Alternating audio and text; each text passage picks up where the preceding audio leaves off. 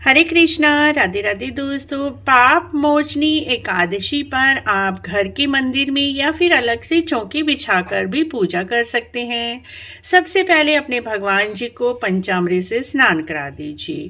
यदि आप लड्डू गोपाल जी की सेवा करते हैं तो सबसे पहले लड्डू गोपाल जी को पंचामृत से स्नान कराएं।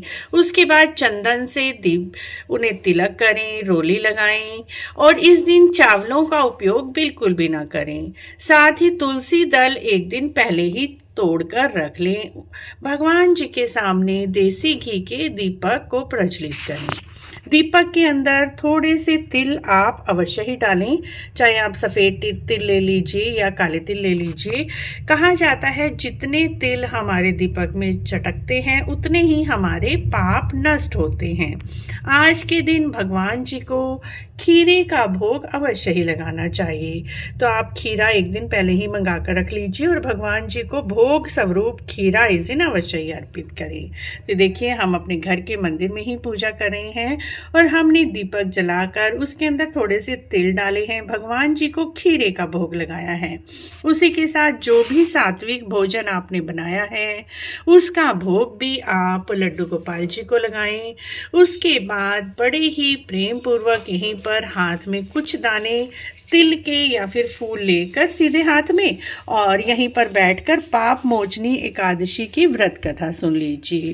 पाप मोचनी एकादशी की व्रत कथा का भी हमारे चैनल पर आ चुकी है, आप वहाँ पर जाकर देख सकते हैं। उसके बाद जल का लोटा या कोई भी जल का पात्र ले लीजिए और जो तिल आपने हाथ में लिए हुए थे वो तिल इस पात्र में डालकर इस जल को आप सूर्य भगवान को अर्घ दे दीजिए।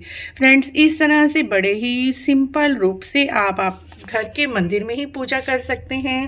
उसके बाद बड़े ही प्रेम पूर्वक इसी दीपक से या फिर कपूर से आप भगवान जी की आरती कर लीजिए।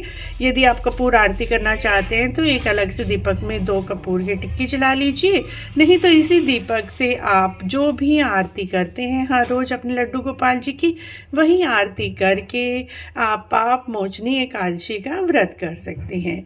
इसी तरह से आपको शाम को भी पूजा करनी है और शाम को भी इसी विधि से आप पूजा करें। शाम को भगवान जी को स्नान नहीं कराना, बाकी सब विधि इसी तरह से रहेगी।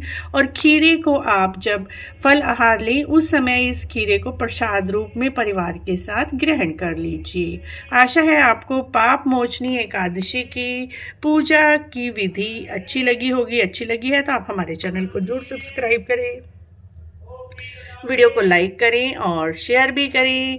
कमेंट बॉक्स में जय श्री कृष्ण अवश्य लिखें।